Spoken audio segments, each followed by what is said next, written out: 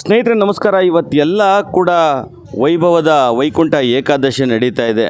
ಎಲ್ಲ ರಾಮ ಮಂದಿರ, ವಿಷ್ಣು ದೇವಾಲಯದಲ್ಲೂ ಕೂಡ ವಿಶೇಷವಾದಂತಹ ವೈಕುಂಠ ಏಕಾದಶಿಯನ್ನು ಮಾಡ್ತಾ ಇದ್ದಾರೆ. ಅದೇ ರೀತಿ ನಾವು ಕುಣಿಗಲ್ ಪಟ್ಟಣದಲ್ಲ ಇರುವಂಥ ಈ ವಿಶೇಷವಾದ ವೈಕುಂಠ ಏಕಾದಶಿ ನಡೀತಾ ಇರೋ ರಮಣ ಬ್ಲಾಕ್ನಲ್ಲಿ ಈ ಕಾರ್ಯಕ್ರಮವನ್ನು ನೋಡೋದಕ್ಕೆ ಅಂತ ಬಂದಿದ್ದೀವಿ. ಹಲವಾರು ಸ್ವಾಮೀಜಿಗಳು, ಭಕ್ತರು ಹಾಗೂ ಮಹಿಳೆಯರು, ಪುರುಷರು, ಪ್ರತಿಯೊಬ್ಬರು ಕೂಡ, ಮಕ್ಕಳು ಎಲ್ಲರೂ ಕೂಡ ಬಂದಿದ್ದಾರೆ.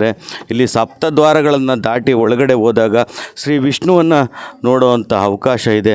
ಅದರ ಮುಖಾಂತರ ನಾನು ನಿಮ್ಮನ್ನು ಕರ್ಕೊಂಡು ಹೋಗ್ತಾ ಇದ್ದೀನಿ. ಇಲ್ಲಿಗೆ ಹಲವಾರು ಸ್ವಾಮೀಜಿಗಳು ಕೂಡ ಬಂದಿದ್ದಾರೆ.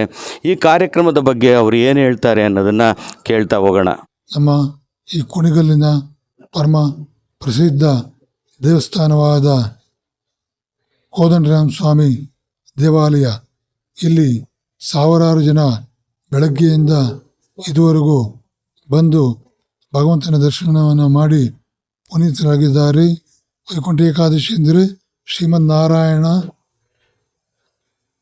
ಅಲ್ಲಿ ನಮ್ಮ ವೈಕುಂಠದಲ್ಲಿ ಇಷ್ಟು ದಿನ ನಿದ್ದೆ ಮಾಡ್ತಾ ಇದ್ದವನು ಅವನ ಸ್ಥಾನದಲ್ಲಿ ಬಾಗಿಲು ತೆರೆಯಲಾಯಿತು. ಆ ಸಂದರ್ಭದಲ್ಲಿ ಮುಕ್ಕೋಟಿ ದೇವತೆಗಳು ಹೋಗಿ ಅವನ ದರ್ಶನ ಮಾಡಿ ಧನ್ಯರಾದರು. ಹಾಗೆಯೇ ನಾವು ಕೂಡ ಮನುಷ್ಯರು ಈ ಸಂದರ್ಭದಲ್ಲಿ ಅವನ ದರ್ಶನ ಮಾಡಿ ನಮ್ಮ ಜನ್ಮವನ್ನು ಸಾರ್ಥಕ ಮಾಡಿಕೊಂಡಿದ್ದೇವೆ. ಶಾಸ್ತ್ರಗಳು ಹೇಳಿರೋ ಪ್ರಕಾರ ಜೀವನ ಮಾಡಲಿಲ್ಲ ಅಂದರೆ ಈ ಲೋಕದಲ್ಲೂ ಸುಖ ಇಲ್ಲ, ಪರಲೋಕದಲ್ಲೂ ಸುಖ ಇಲ್ಲ ಅಂತ. ಹೀಗಾಗಿ ನಾವು ಒಂದು ಆದರ್ಶವನ್ನು ಇಟ್ಕೊಂಡು ಜೀವನ ಮಾಡ್ತಾ ಹೋದಾಗ ನಮ್ಮ ಜೀವನ ನಂದನವನವಾಗುತ್ತೆ. ಒಂದು ಗುರಿ ಇಟ್ಕೊಂಡು ಜೀವನ ಮಾಡಬೇಕು. ಸ್ವಾಮಿ ವಿವೇಕಾನಂದರು ಹೇಳ್ತಾರೆ, ಒಬ್ಬನನ್ನು ಹುಲಿಯಾಗೋದಕ್ಕೆ ಬಿಡಲಿಲ್ಲ ಅಂದರೆ ಅವನು ನರಿ ಆಗ್ತಾನೆ. ಹಾಗೇನೆ ಸ್ವಾಮೀಜಿ ಹೇಳ್ತಾರೆ, ನನ್ನ ಶಿಷ್ಯ ಪಾತಾಳಕ್ಕೆ ಹೋದರೂ ಕೂಡ ಅಲ್ಲಿಗೆ ನಾನು ಹೋಗಿ ಅವನ ಜುಟ್ಟಿಡಿದು ಮೇಲೆತ್ತೇನೆ ಅಂತ.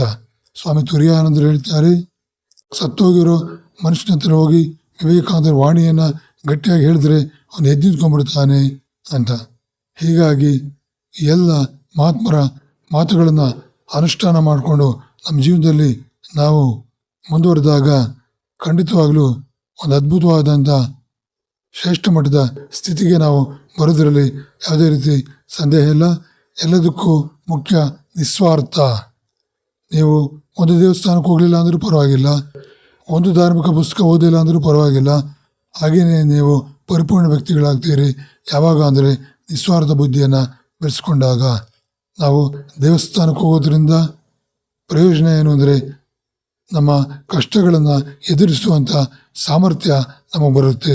ರಾಮಾಯಣ ಮಹಾಭಾರತಗಳನ್ನು ಒಂದು ಸಲ ಓದಿದ್ರೆ ಸಾಕು, ಭಾರತೀಯ ಸಂಸ್ಕೃತಿಯ ಬಗ್ಗೆ, ಭಾರತದ ಬಗ್ಗೆ ನಮಗೆ ಗೊತ್ತಾಗುತ್ತೆ. ರಾಮಾಯಣ ಮಹಾಭಾರತಗಳು ಭಾರತೀಯ ಸಂಸ್ಕೃತಿಯ 2 ಪಠ್ಯ ಪುಸ್ತಕಗಳು ಅಂತ ಒಬ್ಬ ಮಹಾತ್ಮ ಹೇಳ್ತಾನೆ. ಜನ ಹೇಳ್ತಾರೆ ಅವನು ನಂಬು, ಇವನು ನಂಬು ಅಂತ. ಆದರೆ ನಾನು ಹೇಳ್ತೇನೆ, ಮೊದಲು ನಿನ್ನನ್ನು ನೀನು ನಂಬು. 333 ಕೋಟಿ ದೇವರುಗಳಲ್ಲೂ ನಂಬಿಕೆ ಇದ್ದು, ಪಾಶ್ಚಾತ್ಯ ದೇವರುಗಳಲ್ಲೂ ನಂಬಿಕೆ ಇದ್ದು, ನಿಮಗೆ ನಂಬಿಕೆ ಇಲ್ಲವಾದಲ್ಲಿ ನೀವು ಜೀವನದಲ್ಲಿ ಏನನ್ನು ಸಾಧಿಸಲಾರಿರಿ ಅಂತ ವಿವೇಕಾನಂದರ ವಾಣಿ. ಸ್ನೇಹಿತರೆ ಕೇಳಿದ್ರಲ್ಲ, ಇದು ಸ್ವಾಮೀಜಿಯವರ ಮಾತಾಗಿದೆ. ಇದು ಕುಣಿಗಲ್ ರಮಣ ಬ್ಲಾಕ್ನಲ್ಲಿರೋ ಕೋದಂಡರಾಮ ಸ್ವಾಮಿ ದೇವಾಲಯದಲ್ಲಿ ನಡೆದ ವಿಶೇಷ ಕಾರ್ಯಕ್ರಮ. ಪ್ರತಿ ಬಾರಿಯಂತೆ ಈ ಬಾರಿಯೂ ಕೂಡ ಹಲವಾರು ವಿಶೇಷ ದರ್ಶನಕ್ಕೆ ವ್ಯವಸ್ಥೆ ಮಾಡಲಾಗಿತ್ತು. ಬಂಧುಗಳೇ ನೋಡಿದ್ರಲ್ಲ, ಇದುವರೆಗೂ ನೋಡಿದ್ದ ನಿಮಗೆಲ್ಲರಿಗೂ ಕೂಡ ಧನ್ಯವಾದಗಳು. ಈ ವಿಡಿಯೋನ ಆದಷ್ಟು ಶೇರ್ ಮಾಡಿ, ನಿಮ್ಮ ಅನಿಸಿಕೆ ಅಭಿಪ್ರಾಯಗಳನ್ನ ಕಾಮೆಂಟ್ ಮಾಡಿ.